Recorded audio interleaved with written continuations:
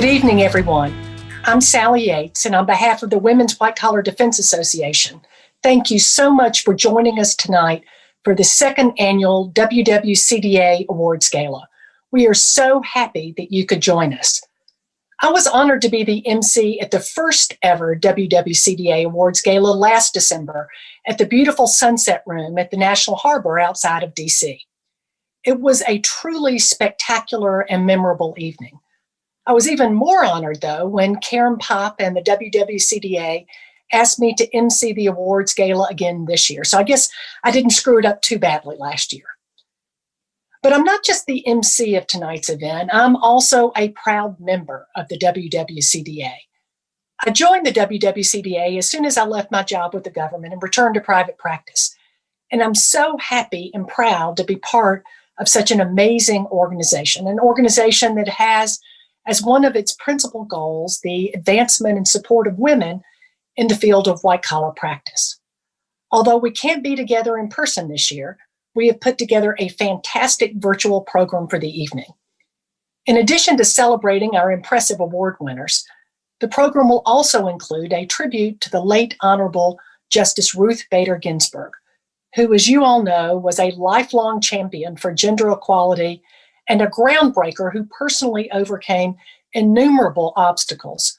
I think you'll all agree with me that Justice Ginsburg was the personification of the ideals, goals, and principles of this organization. In addition, we're lucky to have our keynote speaker tonight, the inimitable Nina Totenberg, the award-winning legal affairs correspondent for National Public Radio. Nina will sit down with one of our own members, Alice Fisher, the former chief of DOJ's criminal division, in a brief fireside chat to discuss, among other things, Ms. Totenberg's friendship with and remembrances of Justice Ginsburg. And we'll also have some amazing music as part of our program as well. The talented Kim Bullard, the lead keyboardist for Elton John and a former keyboard player for Crosby, Stills, Nash & Young, has written a song specifically for the WWCDA and our gala. But before we begin our program itself, let me tell you a little bit about my good friend, Karen Popp. Anyone who knows Karen knows that she is a force to be reckoned with. Karen is the global co-chair and founder of the WWCDA, and she is the visionary and moving force behind tonight's awards gala. In her spare time, as if Karen has any spare time, she is the global co-leader of Sidley Austin's White Collar Group and is based in Washington, D.C. Karen also served as an associate White House counsel to President Clinton and as an assistant U.S. attorney in the U.S. Attorney's Office for the Eastern District of New York. Ladies and gentlemen, please join me in welcoming our amazing and inspirational leader, Karen Popp. Thank you for those kind remarks, Sally. And thanks for being our MC tonight. We're so proud of you and all of your accomplishments. As all of you know, Sally has had an incredible career. Not only is she now a partner at King & Spalding, Sally spent almost 30 years at the Department of Justice. She served as the acting Attorney General, the Deputy Attorney General, and the U.S. Attorney for the Northern District of Georgia. Sally, thank you very much for all that you've done, the trails you've blazed as a woman at the top. Ladies and gentlemen, I am thrilled to welcome all of you this evening to this year's WWCDA Awards Gala, where we will honor the trailblazing leadership and tireless devotion to diversity and equality that our honorees tonight have shown. More than 20 years ago, the WWCDA was created to get more women in the room, more women at the board table, more women at the top in the area of white-collar defense. Important work for women and beneficial work for the communities we serve. We have more than 2,200 members in 43 chapters around the globe. WWCDA has shown that when women lift other women up, incredible things are possible. WWCDA pursues our mission in many ways to bring more diversity to the white-collar field. We focus on programming, business development, and thought leadership. We promote women's accomplishments, like this evening's event, and also on our social media platforms. We help place women in speaking roles at conferences throughout the world, resulting in those events being more diverse, while highlighting the talents and experience of our women. We foster important networking initiatives And this year, we launched a virtual water cooler for our members around the globe to meet and talk with each other in small breakout video rooms to discuss life in these challenging times and to share tips for how to manage and make our business prosper and keep our clients' rights protected. We've used the strength and size of our association and the power that size engenders to help in having more women included in the rankings of top lawyers and consultants, rankings that many prospective clients rely upon in choosing who to hire. Women are quite underrepresented in those rankings, and our members are working hard together to right that ship. But still, there's so much more to do.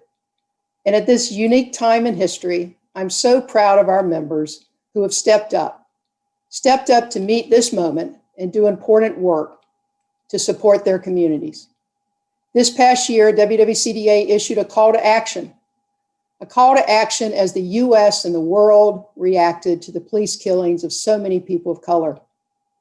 As an organization, we're outraged by the racism and intolerance that is prevalent throughout the world and in the criminal justice systems. Our defense lawyers and other professionals, we stand together.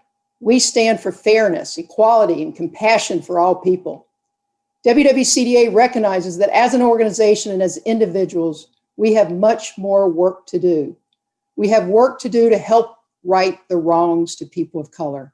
We can and need to do better. WWCDA members also did so much this year to ensure basic safety and humanity for thousands of prisoners who are at grave risk of contracting COVID in jail. Our members organized together to try to achieve compassionate release for prisoners whose age or health put them at the highest risk for contracting COVID and dying from it, turning any sentence into a potential life sentence. As always, though, there is more work to do, more progress to make, and WWCDA will continue to meet the moment and push forward. That's what women do, after all. Later in the program, you'll get a small glimpse into our members and chapters. I can't thank them enough for their work and furtherance of the WWCDA mission around the world. Before we dive into the heart of our program, I want to give a special thanks to our gala co-chairs, Jody Avergun and Lynn Niels, and also to the hard work that all of the WWCDA Awards Committee members did this year to make tonight possible. I also want to give a huge shout out to our sponsors. We could not have all the WWCDA initiatives and other activities throughout the year without our annual sponsors. You will see them during the program, but for now, I'd like to acknowledge our top-level diamond sponsors: Alex Partners, Alvarez and Marsal, BDO, Berkeley Research Group, Deloitte, FTI Consulting, Guidepost, and Stone Turn. I also want to give a big thanks to Goldman Sachs, our champion sponsor for tonight's gala, and also the co-host of our pre-gala networking event. Thank you so much, David Solomon and Karen Seymour, and everyone at Goldman Sachs for your generosity. I want to also thank all of the men out there who have supported the WWCDA and our members, some of whom are even our sponsors. From the beginning, we've had the support of our male colleagues and leaders of different law firms and other organizations with whom we have collaborated. Thank you. And finally, many thanks to the speakers and performers during tonight's gala, and congrats to the award winners. It is going to be a really good show. Now, let's get on with the show. We'll start with a short tribute to the rising of WWCDA and what women can do when working together to build a network around the world.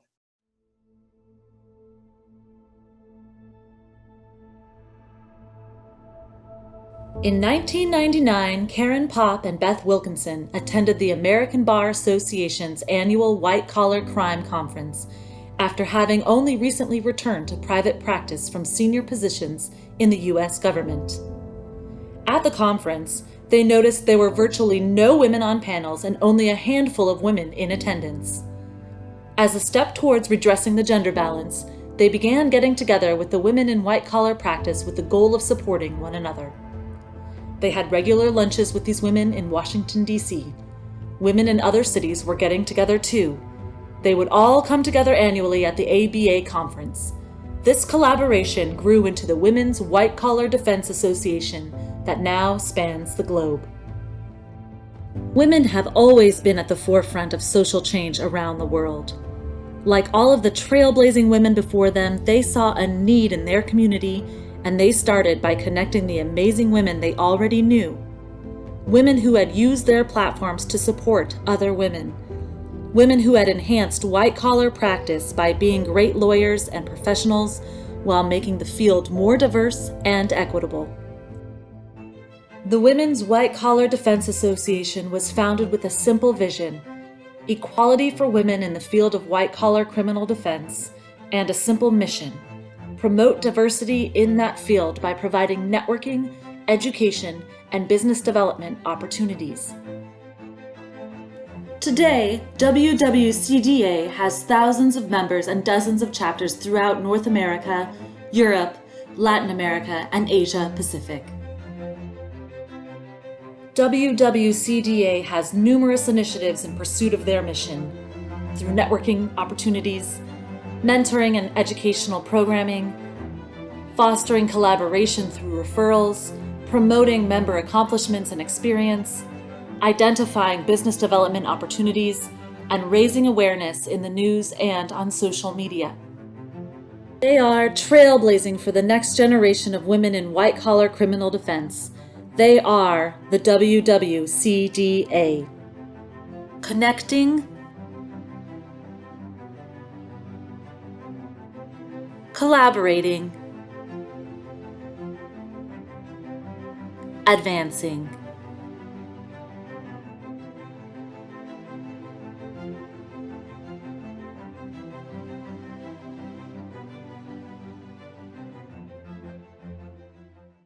Wow, watching that video on the WWCDA just reinforces for me why I wanted to and did join the WWCDA when I returned to private practice. We're pleased to announce that the WWCDA opened its 43rd chapter, this one in Peru, just a few weeks ago. A number of our chapters have created video messages of congratulations to our award winners to share their experiences over the past year and to show us the global reach of the WWCDA. We're going to play a number of those congratulatory messages throughout this evening's event. So let's get started with our first installment. Enjoy this virtual roll call of the WWCDA chapters all across the globe.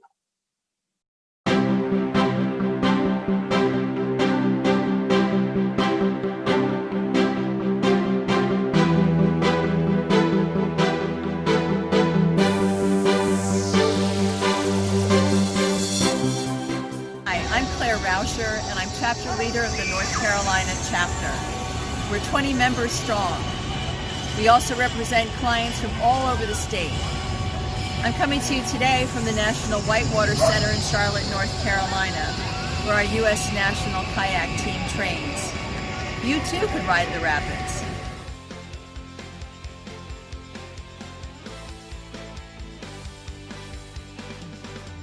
Hello, greetings from the Dallas chapter of the WWCDA. I'm Sarah Worski, and I'm one of the city leaders, and I'm with the Worski Law Firm. Hi, I'm Brooke Hopkins, and I'm with Alex Partners. I'm Susan Hartman. I'm with the BVA Group. And I'm Kit Adelman from Haynes & Boone.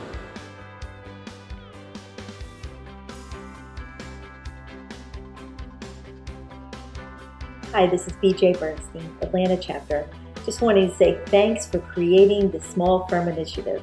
For those of us who are sole practitioners or in small firms, having a sector of WWCDA devoted to the programming that we need and that we can provide has been a game changer in the value of our membership.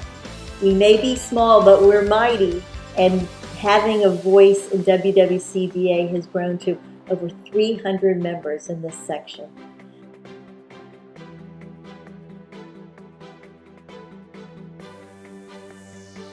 Hello, welcome from LA.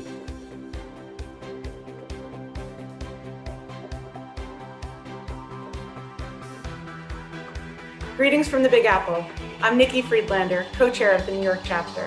I'm delighted to be joined this evening by a group of terrific women, including 2 honorary members from our hometown, Statue of Liberty, and the Fearless Girl. Like these New York icons, the women we celebrate this evening represent determination, commitment, and terrific achievement in upholding and advancing the law and the equal treatment of all people.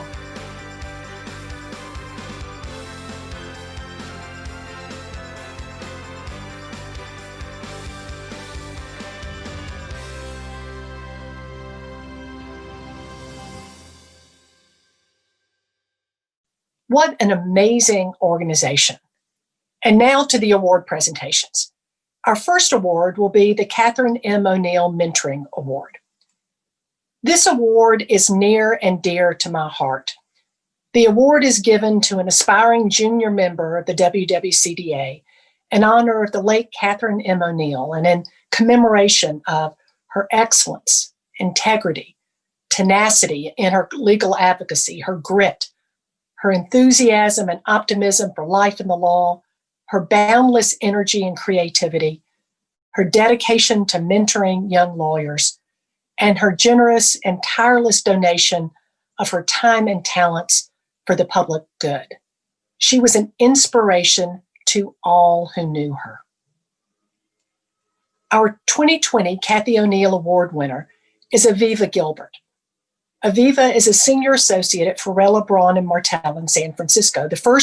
She's also the first leader of the WWCDA's Young Professionals Committee, and she's a member of the San Francisco chapter of the WWCDA.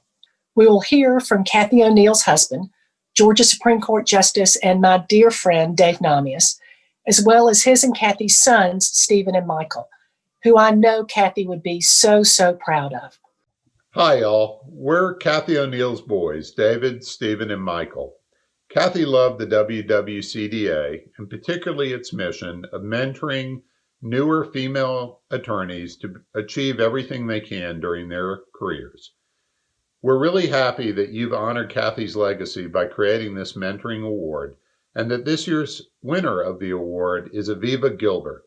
I've spoken to Aviva, and she's exactly the kind of energetic, smart, talented, and dedicated lawyer that Cathy loved working with, and that gives so much to new women attorneys so that they can achieve.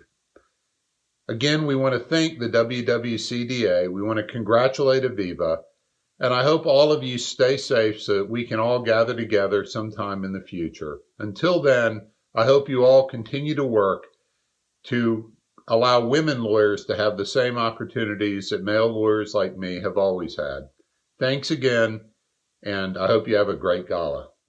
Hello, my name is Brian Donnelly, and I'm the managing partner at Farella, Braun & Martel in San Francisco.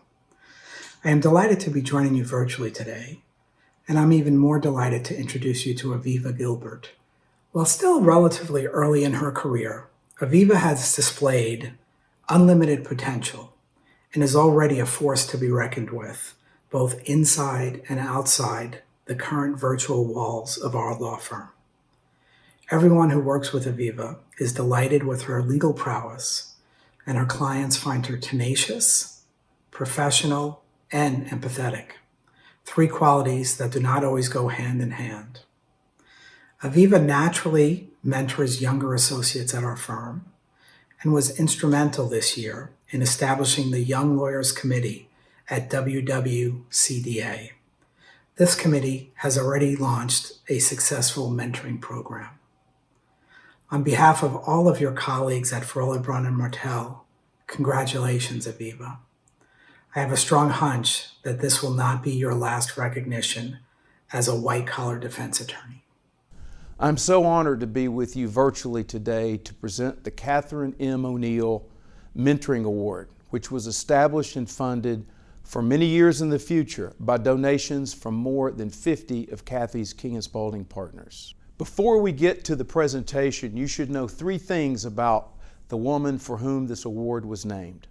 One is that this award honors the memory of our amazing partner, Cathy O'Neill, who tragically passed away 3 years ago following a valiant fight against pancreatic cancer while working as a full-time partner. I encourage you to take the time to read a little bit about Cathy, who was nothing less than a force of nature. She was amazing and all who walk in her footsteps should feel that the entire world is open to their gifts. Second, the mentoring part of the award is what Kathy would want the world to focus on. Kathy always made time to mentor the lawyers around her and to encourage others to do the same. She made those around her better. And third, you should know that although Kathy cared enormously about her work, her colleagues, and her community, nothing meant more to her than her family. So, to you, Dave, Stephen, and Michael, we will never forget. Now, I'm extremely honored to be with you to present this award tonight. I am pleased to announce that the winner of the 2020 WWCDA Catherine M. O'Neill Mentoring Award is Aviva Gilbert, a senior associate at the Farella, Braun, and Martell firm in San Francisco. Aviva's work is described as excellent, winning the trust of clients. The award committee found that Aviva has also displayed visionary leadership by working to create the Young Lawyers Committee for the WWCDA, which has in turn launched an amazing mentorship program just this year. Aviva has been described by those who know her as someone who thinks big and then brings leadership to execute on the vision. And that's hard to do. Her colleagues confirm that Aviva actively and selflessly mentors younger associates constantly. Like Kathy was, Aviva is also active in the community. I'm sure we will see great things from Aviva in the many years to come. So, on behalf of the WWCDA and Kathy's partners at King & Spalding, I am proud to present the 2020 WWCDA Catherine M. O'Neill Mentoring Award to Aviva Gilbert. Congratulations, Aviva. Thank you, first and foremost, to the WWCDA for facilitating this award and this virtual evening. I also want to thank King & Spalding for honoring Catherine O'Neill and supporting future leaders and current leaders in our practice and in the WWCDA's membership.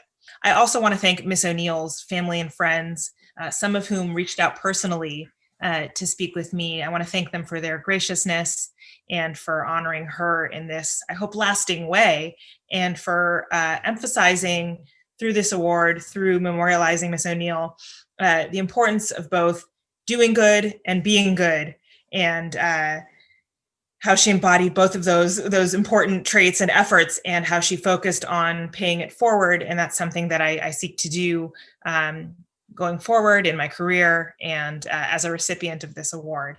I also want to thank my mentors, both formal and informal, for being sounding boards, advisors, friends, and a particular thank you to WWCDA Programming Chair Jessica Nall for her invaluable mentorship to me over the years. Thank you very much. I really appreciate it, and let's keep paying it forward.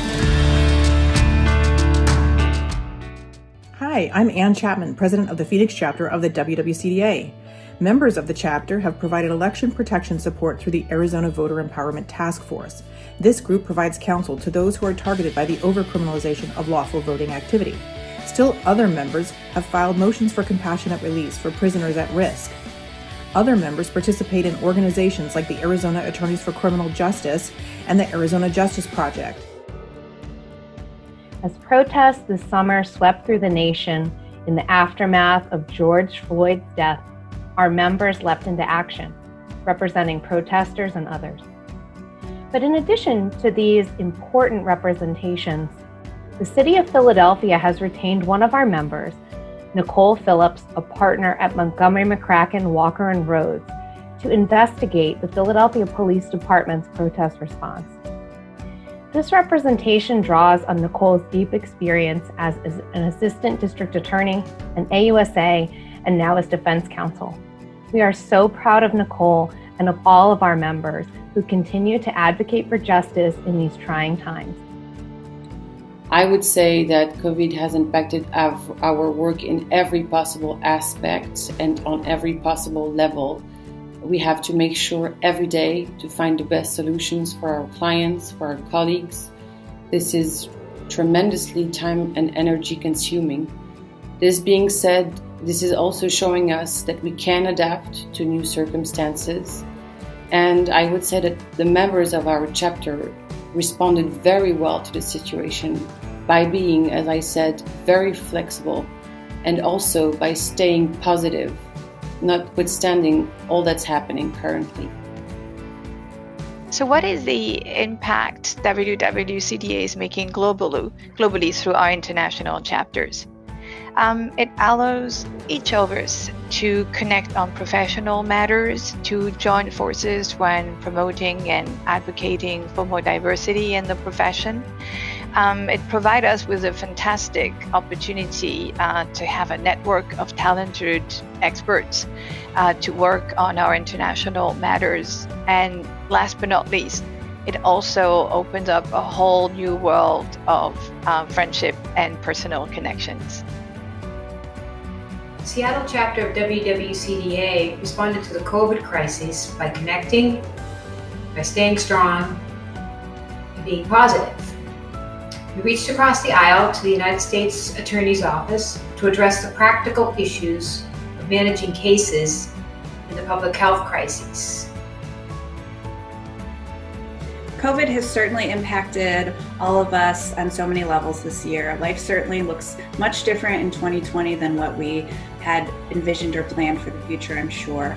Last year, the Ohio chapter was fortunate to join many other Midwestern chapters to have a wonderful retreat where well over 30 women gathered in Nashville, Tennessee, ate, drank, bonded, sharing stories. It was a wonderful experience.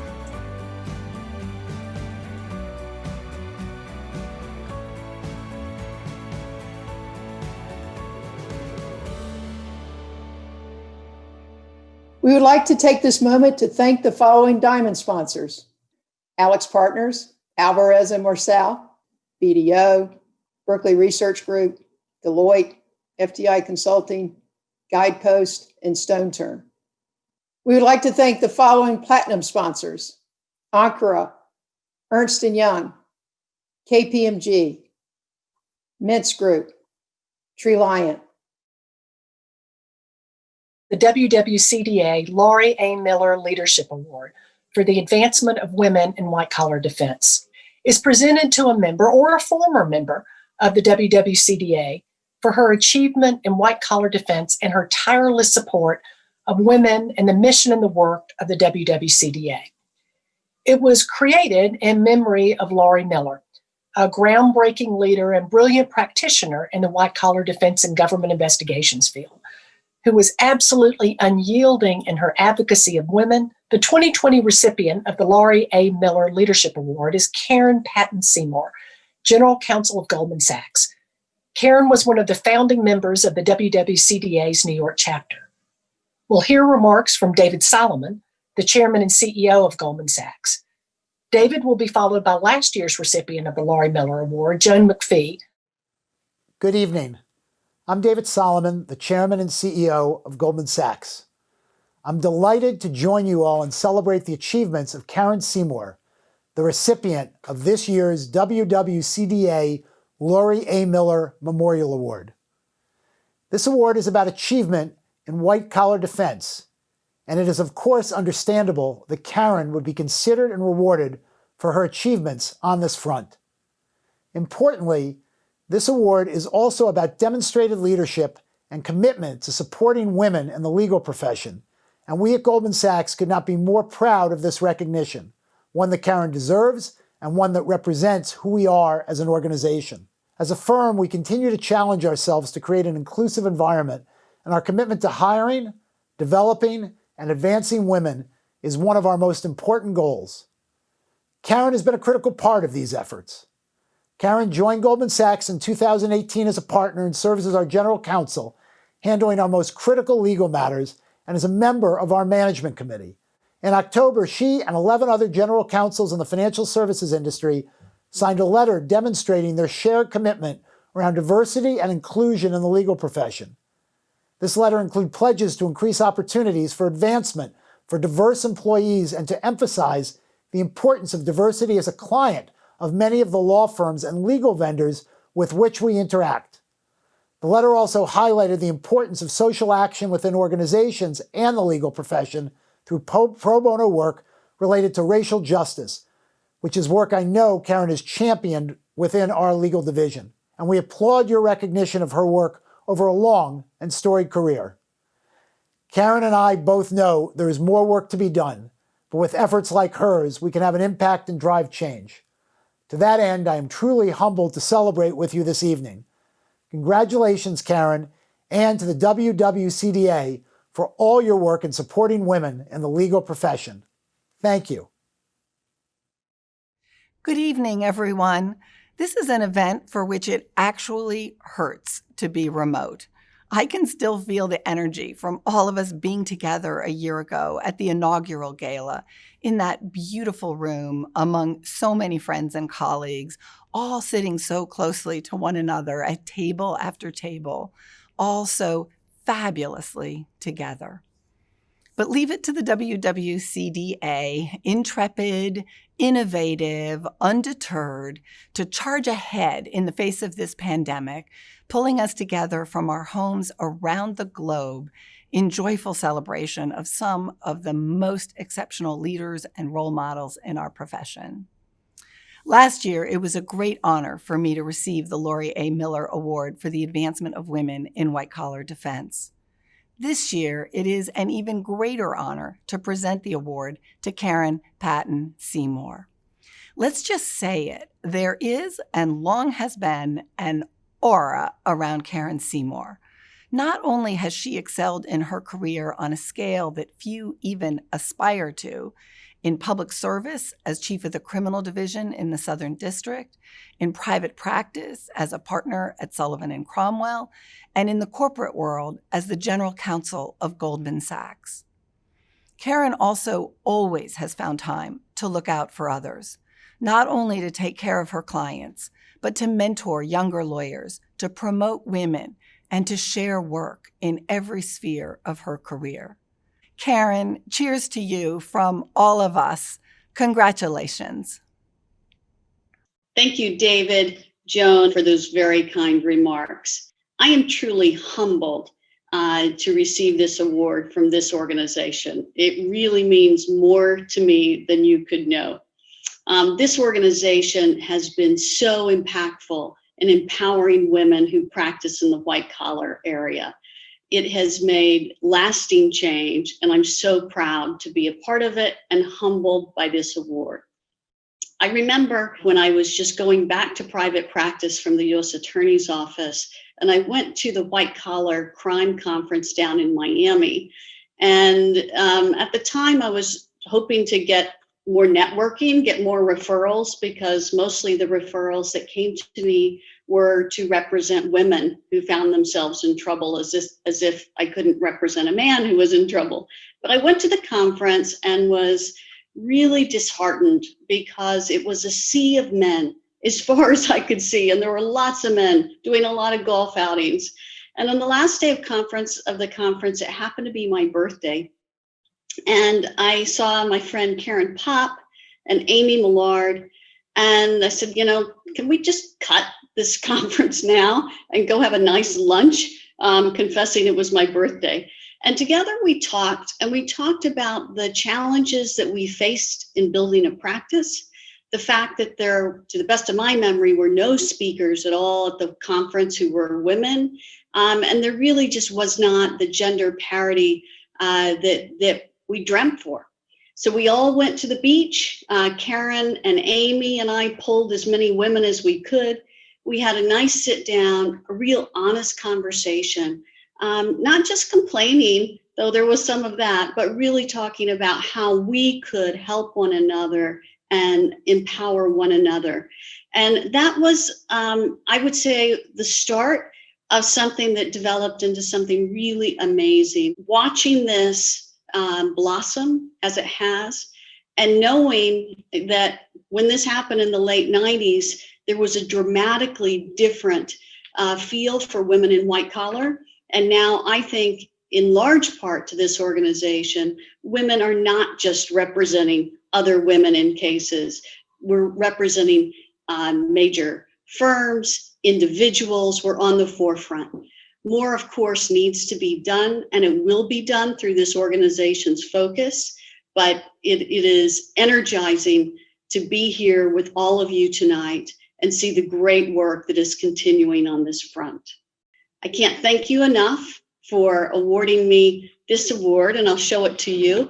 It's really beautiful, beautiful engraved vase, and I'm really, really deeply appreciative. Thanks so much.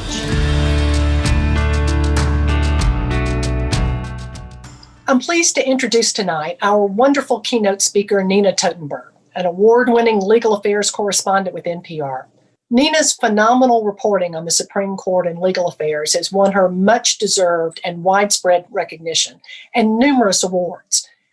Nina has also written for a number of major newspapers and periodicals. Nina's going to chat with Alice Fisher, a partner at Latham & Watkins, who has extensive experience with corporate investigations and enforcement matters and is one of the many illustrious members of the WWCDA. Enjoy what I am sure is going to be a thrilling conversation between these two incredible women.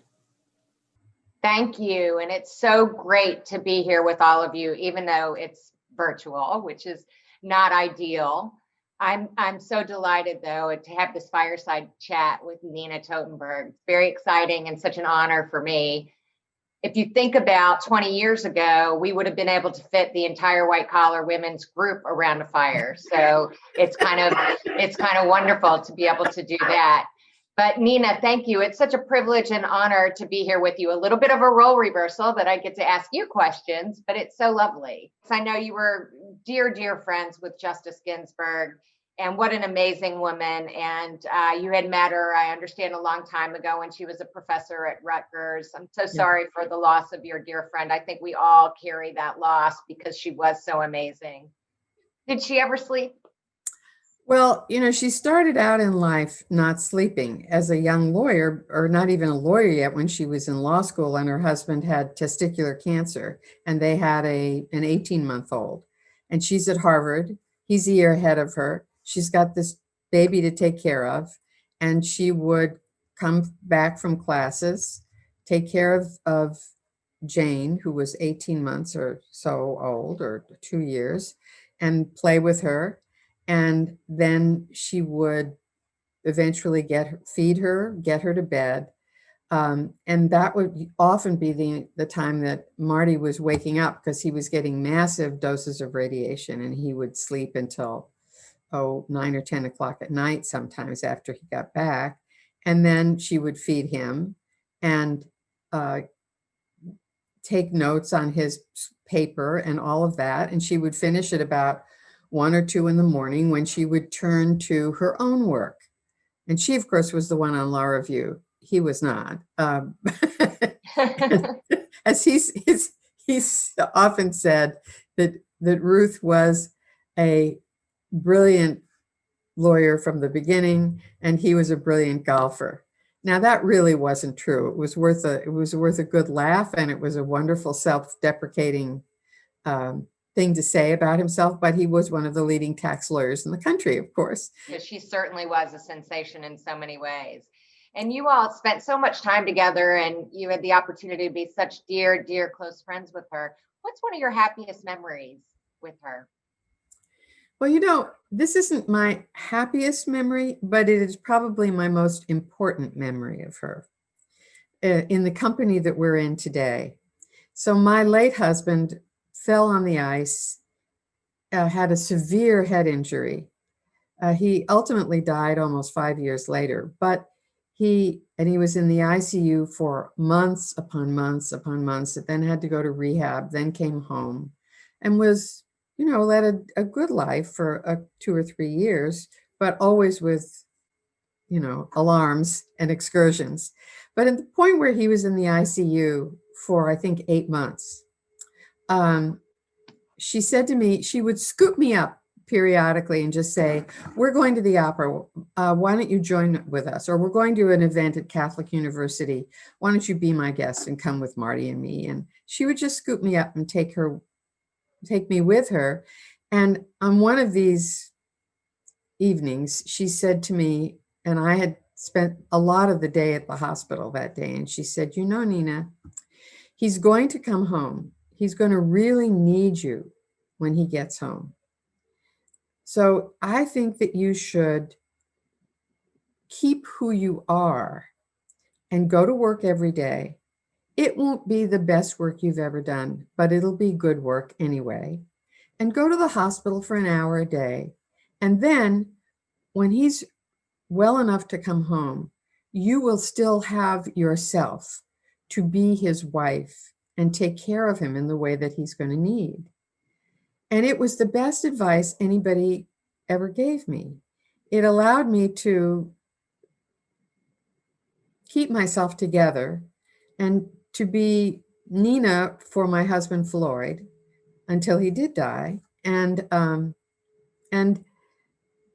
it was sensational advice. And ultimately, really, but he died almost 5 years later. And then I would say about maybe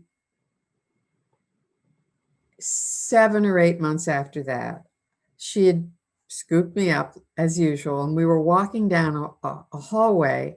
I think it was at Catholic University, I'm not sure. And I said, Ruth, I've started to date somebody. This is the best memory I have of her. And in my mind's eye, which of course is not true, her little head just spun around like this. But what she did, she fixed me with that look. And she said, details. I want details. And she ultimately performed our wedding ceremony. Wow, that's an amazing story. But I must tell you that I just had goosebumps when you were telling me that advice. What a true friend, and just it was wonderful exactly advice. what to say with those words and that heart. Well, she had been through this, herself with Marty when they were in law school. But I think she really did have, I don't know where it came from, but she had enormous life wisdom.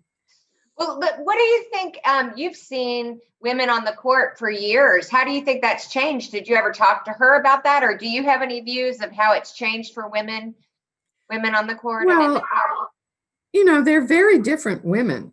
Those today, 3 women and the 3 women when she was there.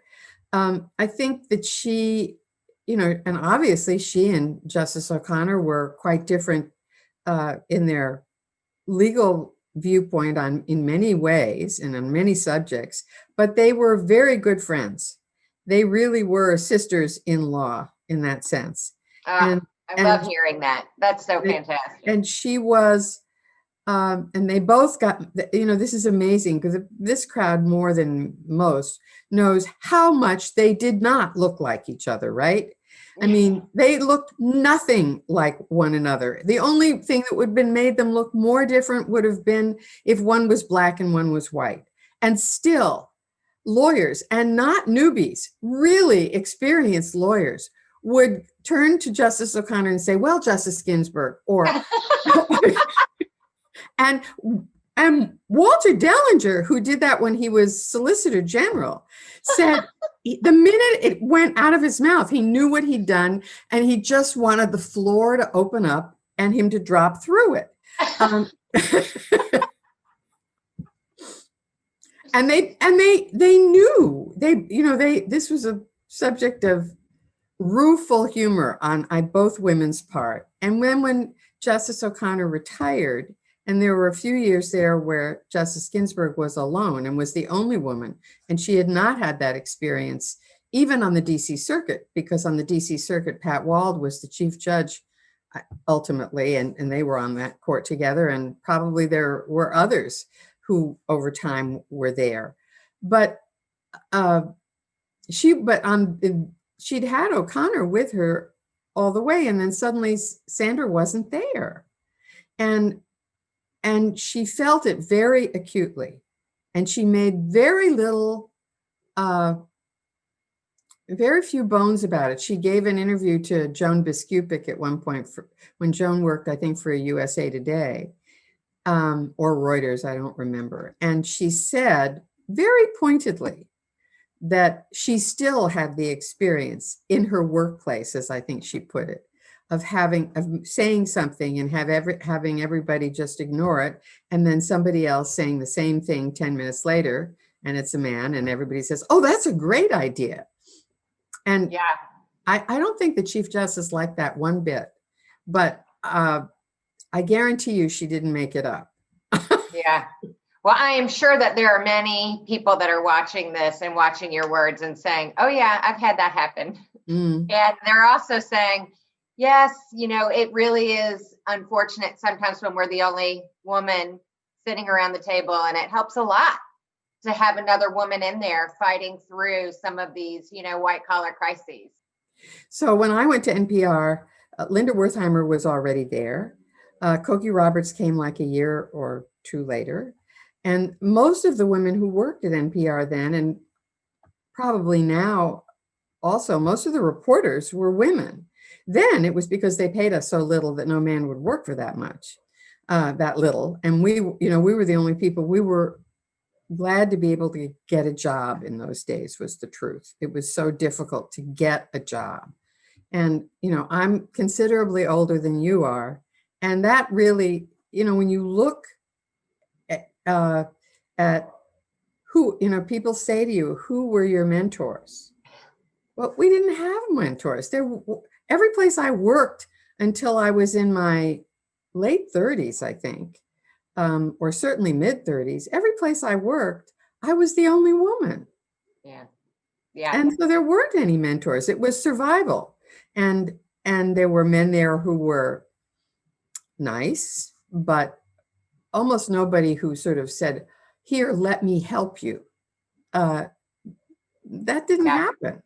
Yeah. There were some who were nice. There were some who were mean. There were some who were very suspicious that you couldn't do the work. But mainly they just didn't want you to be one of the boys because you weren't one of the boys. Oh, I get it. So, how have things changed to now for women in broadcasting, do you think? Well, they're just, having so many women in broadcasting, and so many of them just terrific at what they do. It's just not the same. You're not the only person on a campaign plane or a campaign bus who's female, or have, in my case, I think the first campaign I covered was the national campaign, was the New Hampshire primary in 1968. And there were, most of the time there were no women other than me, or there was somebody who was generationally so different. So somebody who was 40 years older than me and was a columnist and had no interest in me. I agree with you. Mentors make all the difference in the world sometimes. Just having somebody that'll look out for you and say, go this way, don't go that way. And I try to do that. And obviously you've done it for others. What's the advice that you give to young women in your field? Well, it's a version of the advice that Ruth used to give to everybody, which was, don't perseverate about perceived injustices, just move on, because there's nothing you can do about them. However, there is something you can do about them sometimes. She was yet another generation older than I was, right? So, but what I always said to young women, and I don't think they take this advice very well anymore, but I still give it if asked, was pick your battles, because you only have so much capital.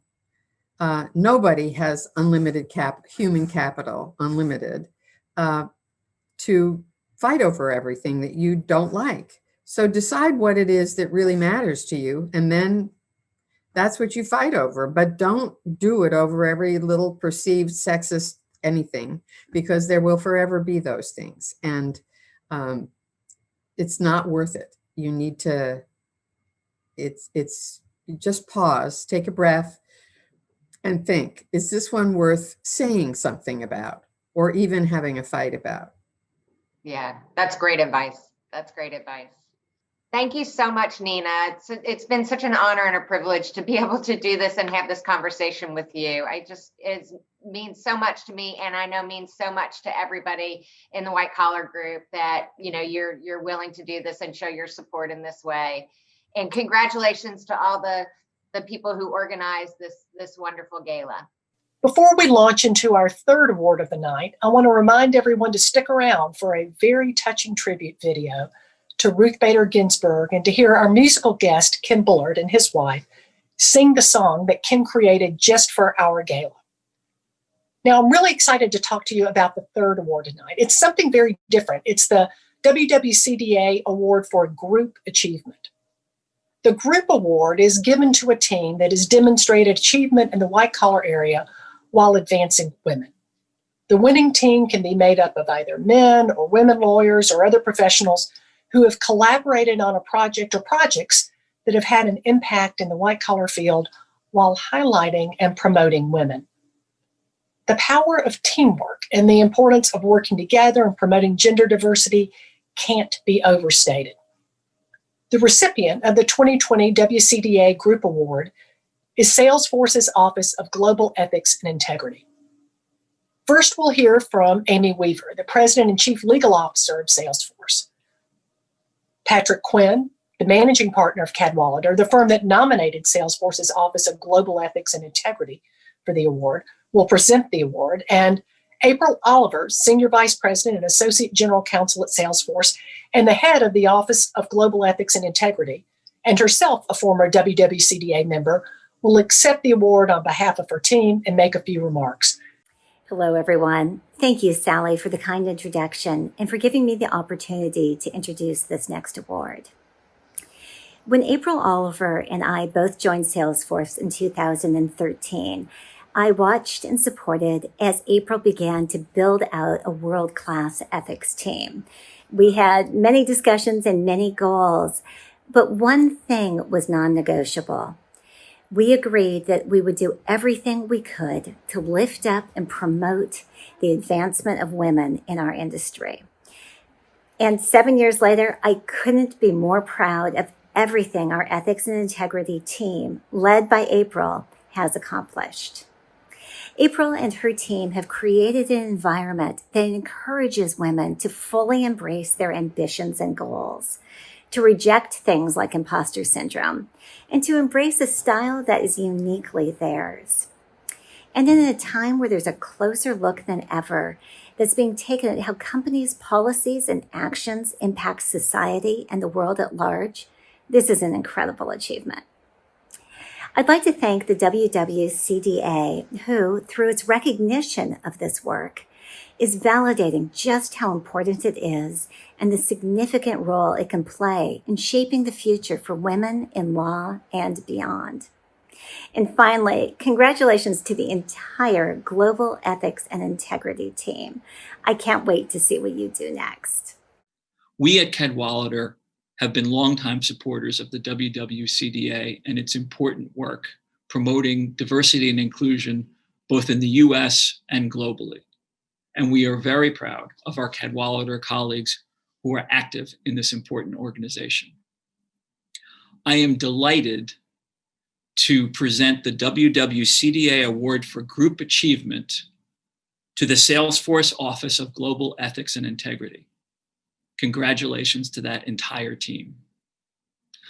What makes this particularly special for Cadwalader and for me is that the Salesforce team is led by April Oliver, Salesforce's Senior Vice President and Associate General Counsel, who is also our former Cadwalader colleague, having worked with us in our DC office for almost 8 years. D&I has continued to guide April's achievements at Salesforce. She has created an office of compliance professionals who live and demonstrate daily that business success goes hand in hand with prioritizing diversity and inclusion. April, your personal leadership here cannot be overstated in the most important compliance areas touching your company. So April and the entire team at the Salesforce Office of Global Ethics and Integrity, it is my honor to present you with the WWCDA 2020 Award for Group Achievement. Congratulations.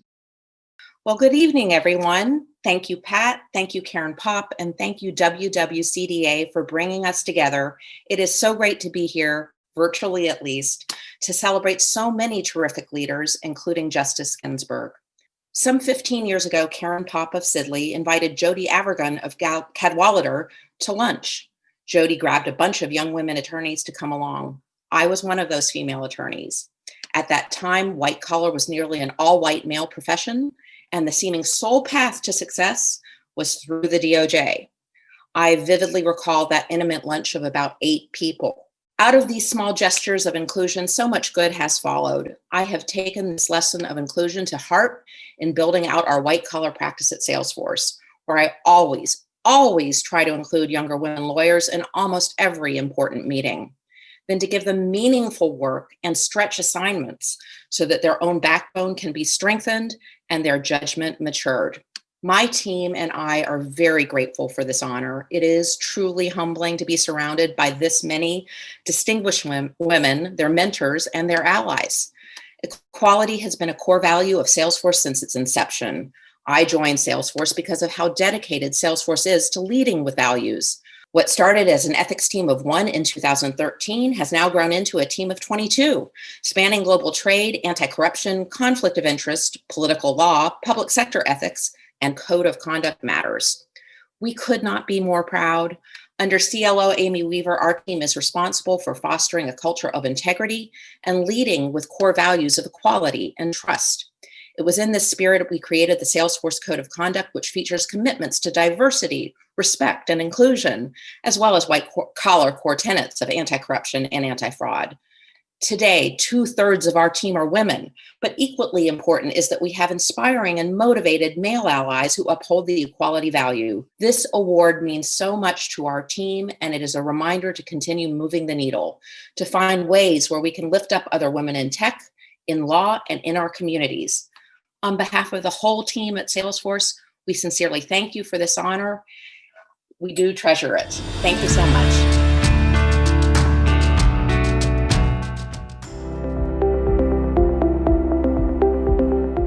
The DC chapter congratulates all of the 2020 WWCDA Award winners. On behalf of the Washington chapter, we'd like to send our heartfelt congratulations to all of tonight's gala honorees. From the Hong Kong chapter of the Women's White Collar Defense Association, we'd just like to extend our warmest congratulations to the honorees tonight. I would like to congratulate all of the award winners for their well-deserved success. Félicitations à toutes, and thank you, merci, for inspiring all of us. Also from the Netherlands, Amsterdam, we would like to congratulate all the award winners. Thank you very much for all the excellent work you have done. Congratulations from Minnesota to all the great women who are being honored tonight. Hello, greetings from São Paulo, Brazil. And congratulations to the winners at the gala. Yes, congratulations to all the winners. On behalf of the entire Philadelphia chapter, we send our heartfelt congratulations to all of tonight's extraordinary award winners. I would like to take the opportunity to congratulate the WWCDA Award honorees on their absolutely fantastic achievements. It was both inspirational and humbling to read and see all that you have achieved. Congratulations from Seattle.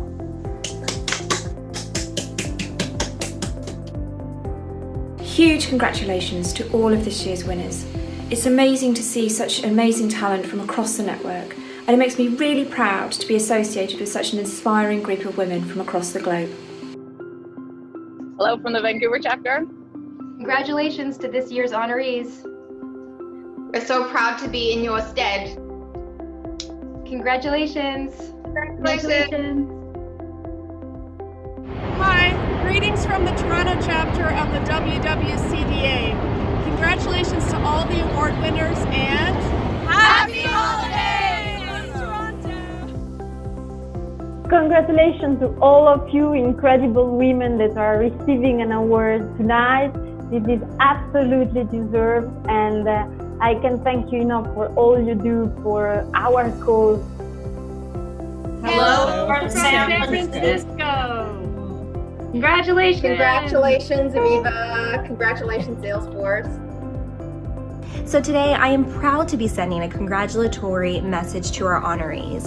You know, during these uncertain times, there is one thing that we can all be certain of, that we are surrounded by amazing women in our group.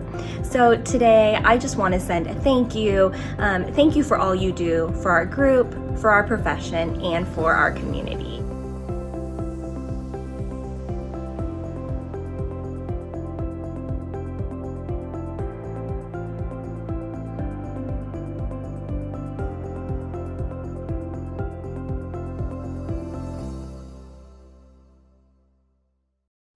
This year has brought so many challenges and too many losses.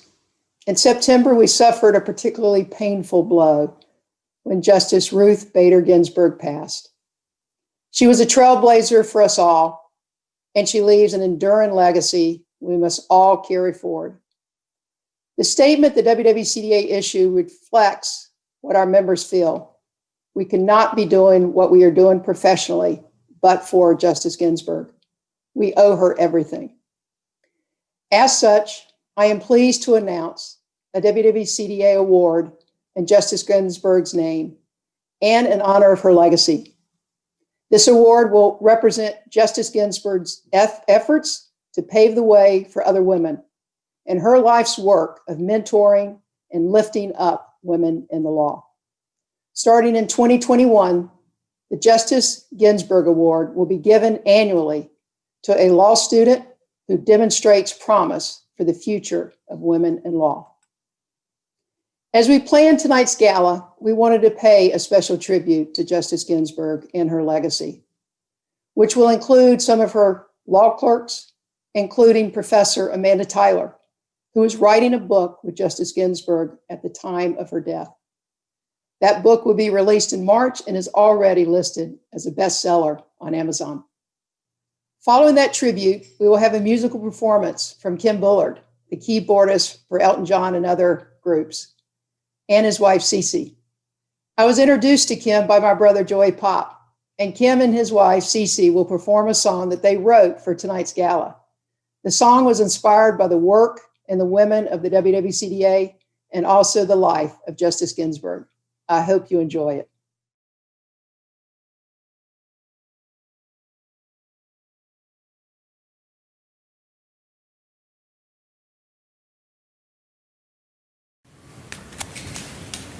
In my lifetime, I expect to see 3, 4, perhaps even more women on the High Court bench, women not shaped from the same mold, but of different complexions.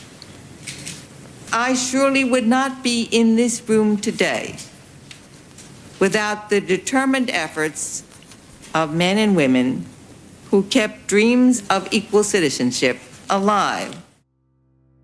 My name is Amanda Tyler, and I am the Shannon Cecil Turner Professor of Law at the University of California, Berkeley School of Law. I consider it one of the greatest privileges and honors of my life to have served as Justice Ginsburg's law clerk during the 1999 Supreme Court term. She was my idol. How many people get to say that they worked for their idol? Justice Ginsburg was defined by her brilliance, by her resilience, by her dedication to her work and being a public servant, and by her unwavering devotion to take up the charge set forth in the preamble of the Constitution to make ours a more perfect union. As her law clerk, I had the great good fortune of learning from her and being inspired by her. She always acutely appreciated how the court's work affected the everyday lived experiences of Americans. And she understood, too, just how important the work was to ensure that our Constitution leaves no one behind. I had the distinct pleasure of meeting the notorious Ruth Bader Ginsburg when I was president of the Chicago Bar Association. I had an opportunity to interview her for a public television show, as well as to host a luncheon with her. We rode around town. I talked to her as if she were a girlfriend. She had an immediate warmth She was funny. She was gracious. She was very inviting. It was as if we'd known each other for years. She told very comfortable stories about her friendship with Justice Scalia, which made me feel as though I were a part of their inner circle. And the stories she shared on our public television show were just fascinating regarding her humble beginnings and her resilience, her desire to create equity among all people in our nation. So Ruth Bader Ginsburg said famously, enduring change happens one step at a time. And one step is not what she took. She took many steps. So there were millions of steps that Ruth Bader Ginsburg took for us. And I am so grateful. I have no doubt that I wouldn't have had the opportunities in my career if it were not for her dogged determination to ensure that there's gender equality. She has emerged as one of our country's finest judges, progressive in outlook, wise in judgment, balanced and fair in her opinions.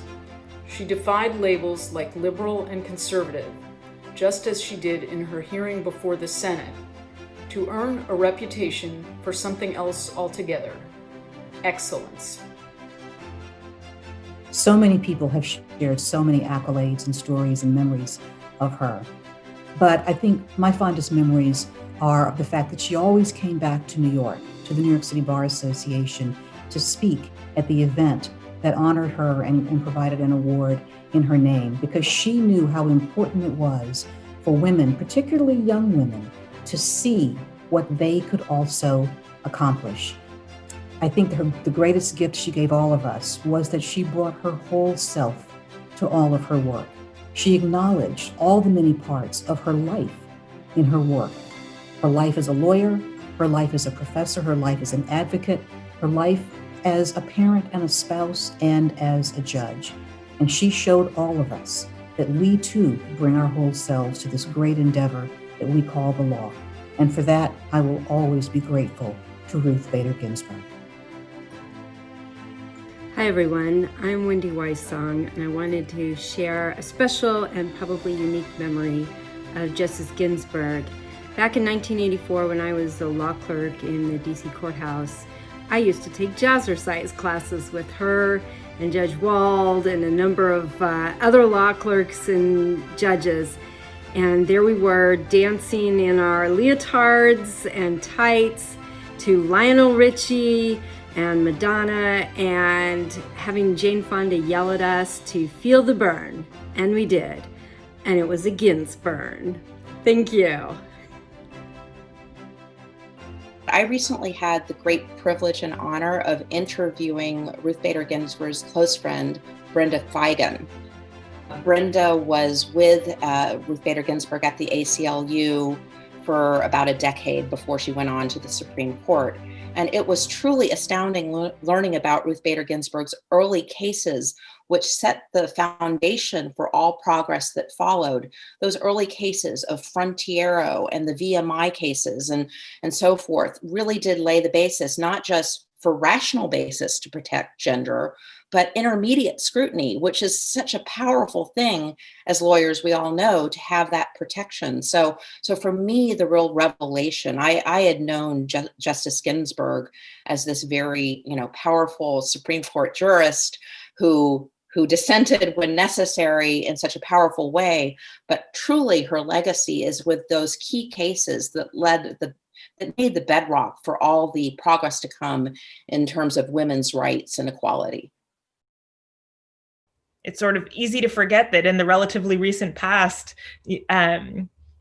women didn't have the opportunities that we have today and the ability to form the kind of networks and develop the careers that everybody is working on developing or supporting somebody in developing. And so I'm just really grateful to her for blazing that trail for us. Her loss remains devastating, but I take comfort in knowing that her legacy lives on, and together, all of us will carry forward the work and keep fighting for that more perfect union.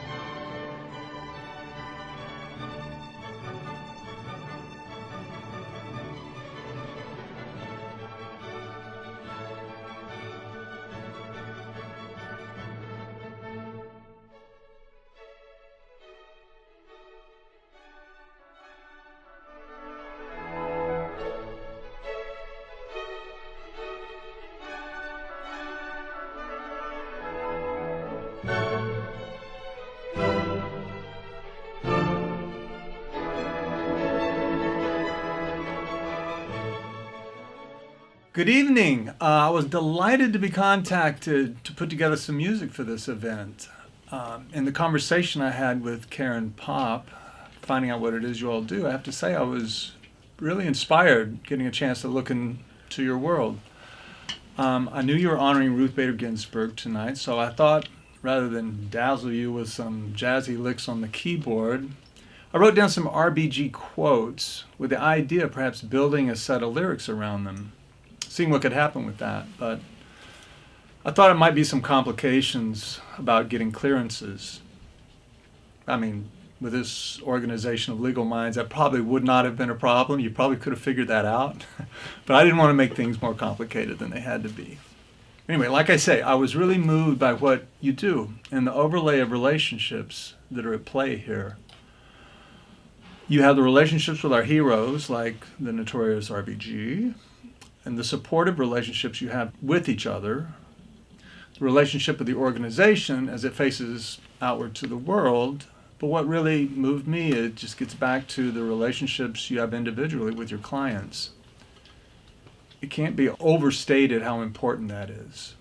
And whether you win a case or lose a case, the fact you're with your client in this time of need makes it a sacred relationship in a way. I mean, you can change their life, and a lot of times you do, I'm sure. But the important thing is that you're in solidarity with them, just being with them, and that just means a lot. So, I thought about how important all those relationships are, and I sat at the piano and did my best to get out of my own way, because that's the way creativity actually happens, and feel what those relationships mean, and just play some music that felt like I was feeling. It's kind of a simple process, but that's how this song got started. That's the origins of this song. Then my super talented secret weapon of a wife helped out with the lyrics and is singing it for us. Are you ready? You ready? Okay, here we go.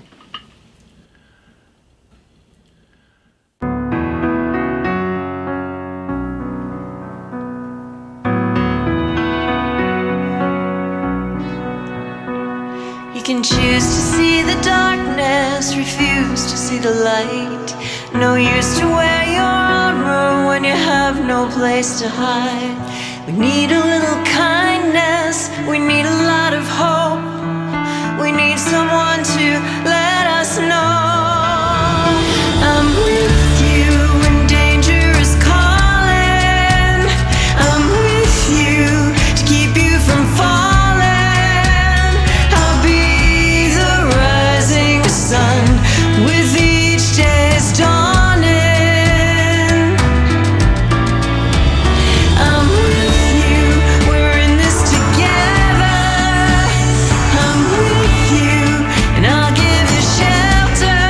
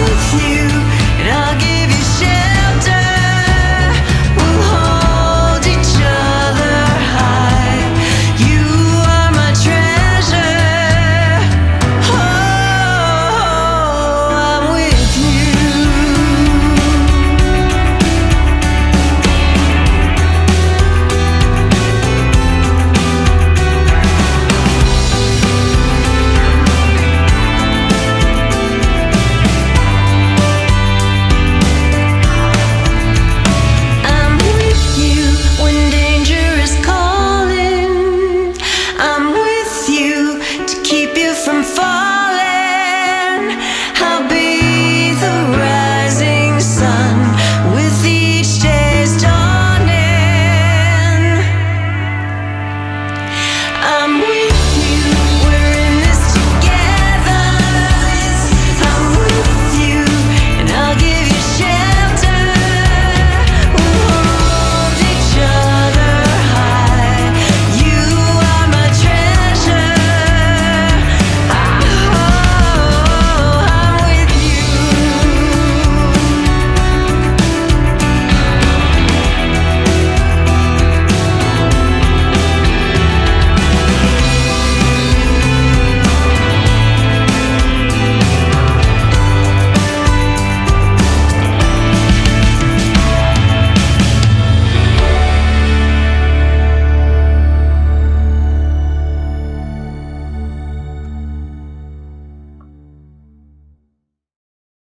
Wow, that was beautiful.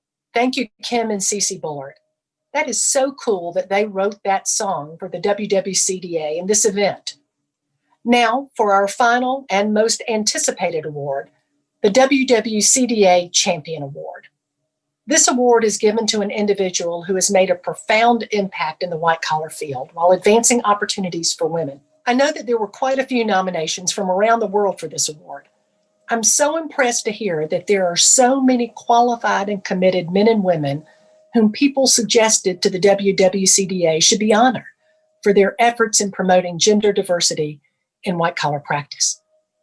The 2020 Champion Award will be bestowed tonight on my good friend and my former boss, Loretta Lynch. There is no one I can think of who is more worthy of this award than Loretta. We are particularly pleased to have so many distinguished lawyers to help present the Champion Award to Loretta this evening. And so without further ado, let's proceed with our last award of the night. Good afternoon, everyone. It's my distinct pleasure to speak on behalf of my dear friend, my law partner, and a true American hero, Loretta Lynch. The WWCDA Champion Award recognizes an individual who has made a difference in the white-collar practice while advancing women. I cannot conceive of an honoree more deserving than Loretta. Throughout her decorated professional career, both inside and outside of public service, Loretta has broken barrier after barrier and supported women along the way, paving the path for scores of women who, thanks to Loretta, now enjoy leadership positions in government, the judiciary, academia, and private practice. I've known Loretta for longer than either she or I would like to admit. We met as 1Ls in September 1981 at Harvard Law School. I believe Loretta was 14 years old at the time. From her earliest days, Loretta distinguished herself as a leader, and even then, she always took the time to support and promote women. It was part of her DNA. Loretta did so as an AUSA, and then as U.S. Attorney for the Eastern District of New York, where she served twice under Presidents Clinton and Obama. She did so as the Attorney General of the United States, appointed by President Obama. Loretta was the first Black woman ever to serve as United States Attorney General. And in Loretta's time as my partner at Paul Weiss, there have literally been dozens of instances where women partners and associates of the firm, as well as clients, judges, and government officials, have pulled me aside and shared an experience where Loretta supported, mentored, promoted, or otherwise nurtured them and helped them succeed in their career. And while it's off point today, I'd be remiss if I didn't add that numerous men have related similar comments to me about Loretta's support and generosity. Loretta Lynch is that rare individual who reflexively pays it forward. She gives so generously of her time and counsel to others, and always looks to help advance her female colleagues. Loretta is a role model to so many, and what a worthy role model she is. For those of you who know Loretta, and perhaps more importantly, for those of you who do not, Loretta Lynch is one of a kind. Someone who is all about service of others, her country, her colleagues, her clients, her friends, her family, and frankly, complete strangers. I see examples of this every day at Paul Weiss. Loretta Lynch is a treasure, someone who puts the interests of others ahead of her own, someone who has no airs, no pretense, no ego, someone who is kind and generous and helpful. I'm privileged to be Loretta's partner and to be Loretta's friend. Good evening. Thank you, Karen and Beth, for all the work that you have done to grow the Women's White Collar Defense Association into such a powerful force in the legal community, and for inviting me to join all of you this evening. Now, it's a privilege to be a part of this year's awards gala, and a pleasure to join so many devoted community leaders, passionate advocates, and good friends who are dedicated to the work of making the legal community more equitable and more diverse. On a night when we are celebrating the life and the monumental career of the great Justice Ruth Bader Ginsburg, it is fitting that we honor another trailblazer, another woman who broke down barriers in the legal community and who has dedicated her life to the causes of justice and public service. It is my great honor to present this year's Champion Award to my colleague and to my dear friend, Loretta Lynch. I can testify to Loretta's remarkable career in the law and her commitment to helping lift up other women. And on a professional level, I asked Loretta to serve as the chair of the Advisory Committee of United States Attorneys because I could always rely on her to provide wise counsel, unvarnished truth, and make sure that the Department of Justice was living up to its promise to treat every American equally under the law. Now, on a personal level, Loretta and my wife were charter members of the Delta Sigma Theta sorority chapter at Harvard as classmates in college. Given Loretta's dedication to the Deltas and their commitment to support one another, I was not at all surprised when a sea of proud Black women in crimson and cream showed up to fill a Senate hearing room to support her nomination to become only the second woman and the first African-American woman to lead the United States Department of Justice. She led the Justice Department with distinction. As the Attorney General, as the United States Attorney in the East District of New York, and in private practice, Loretta has been an incredible role model and advocate for women in the law and a steadfast proponent for the ideal of a more equitable society. Loretta, my friend, thank you for all the work that you have done throughout your career to advance the cause of justice, to support the work of women, and to make our legal community more diverse. You have made America more fair and more just. We are proud of you and thankful for you. Congratulations on this much-deserved award. Thank you. Well, good evening, all. I want to thank the Women's White Collar Defense Association for this wonderful award and congratulate my fellow award recipients as well. It's really an honor to be in your presence. I know we wish we could all be together tonight, but the events of the day preclude that. But in this time of separation brought on by forces outside of our control, the connections we choose to make tell us who we truly are and tell us what we truly value. And I am so delighted to make this connection with all of you this evening and share with you how much I value the work that you have done and the commitment that you bring to advancing the role of women in the white collar bar. I have to congratulate this group for over 21 years of efforts in this field. And when I think back on what this group means to me and so many other practitioners, I think back to your founding, I think back to your history. It takes me back to my days as a young assistant U.S. attorney in the narcotics section of the Eastern District of New York. And I remember actually hearing from one DEA agent who was touting the success that he had with our district to a colleague of his and letting him know, the women there are tougher than the men. So hearing him echo what all of us have basically known since middle school was illuminating. But now, what you all have done with that issue is truly remarkable. This event, this very group, shows what happens when women come together to harness our power. We build bridges, we build networks, we build a force to be reckoned with. And in that mission, this group echoes the life of the late Ruth Bader Ginsburg, who was also committed to connecting and uplifting and empowering women throughout her career. And like her, you also are focused on the next generation of women in this great profession of ours. I'm so thankful that you've chosen to have a young lawyers section, because this group, like Justice Ginsburg, knows that not only is the path ahead of us still difficult, still challenging, and one that still needs to be blazed by many, but it is also one that needs to be opened up for all of those coming behind us. So thank you so much, not just for this outstanding award, which means so much to me, but thank you for all that you've done and all that you will continue to do to raise the voice of women around the world as we run this great profession of ours. Thank you so very, very much. Hi, everyone. I'm Mary Jo White, and last year I had the very high honor of being given the Champion Award, which we're awarding tonight to Loretta Lynch, and given, of course, by the Women's White Collar Defense Association. It's absolutely great we're gathering tonight to celebrate the 2020 honorees, including General Lynch.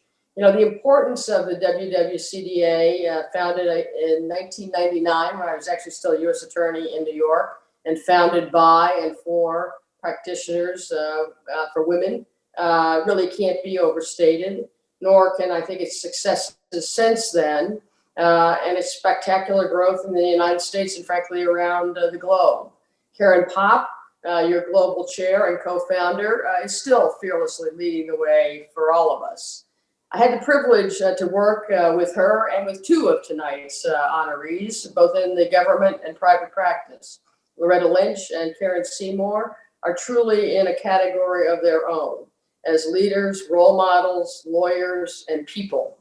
Loretta is beyond legendary, of course, serving with high distinction as both the U.S. Attorney General and the U.S. Attorney for the Eastern District of New York, where she and I first worked together, and from where she went on to greater and greater heights. You know, the staff at the SEC, especially the women staffers, are still in awe of General Lynch and her story, which she so graciously shared at the SEC during Women's History Month while I was still chair of the Securities and Exchange Commission. It is great to have her back in the private sector.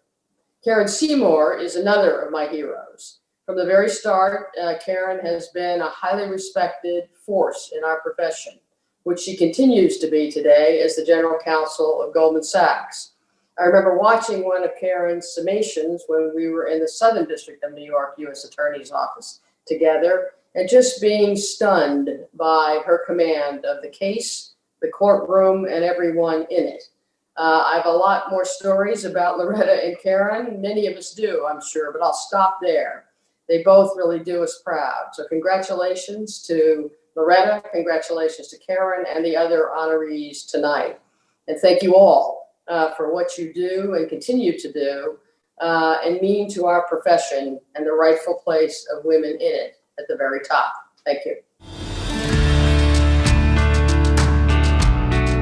Thank you to tonight's supporting sponsors and our annual gold and silver sponsors. And thank you to our annual law firm sponsors.